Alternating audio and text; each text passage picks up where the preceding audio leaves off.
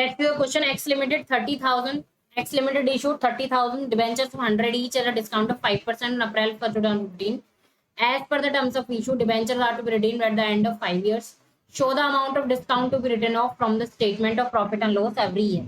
तो हमें ये बताना है कि हर साल कितनी डिस्काउंट हमें रिटर्न ऑफ करनी पड़ेगी प्रॉफिट एंड लॉस अकाउंट से हर साल। देखिए क्वेश्चन बहुत सिंपल है और जो आपको डीपीपी में इसका आंसर दिया हुआ है वो एंट्री के हिसाब से दिया हुआ है। हम इसमें निकाल लेते हैं केवल कि डिस्काउंट कितना रिटर्न ऑफ करना है। आप उस आंसर को इग्नोर कर देना। अब मैं आपको करा रही हूँ उसमें क्या है कि 5 सालों तक कैसे कैसे एंट्री बनेगी वो उसमें दी हुई है आई थिंक।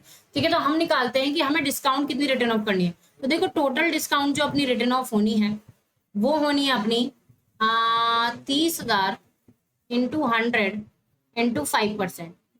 ठीक है, तो ये अपनी हो जाएगी 1.5 लाख टोटल।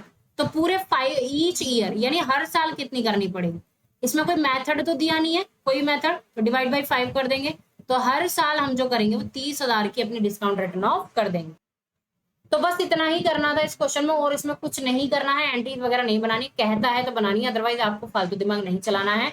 डीबीबी में आई थिंक इसकी एंट्रीज दी हुई है तो आप उसको इग्नोर कर देना साफ। आप इसको ये देखना, ठीक है। तो हर साल कितना डिस्काउंट रिटर्न ऑफ करना है 30,000, बस इतना ही हमसे इसमें पूछा है और ये आंसर आपका हो गया।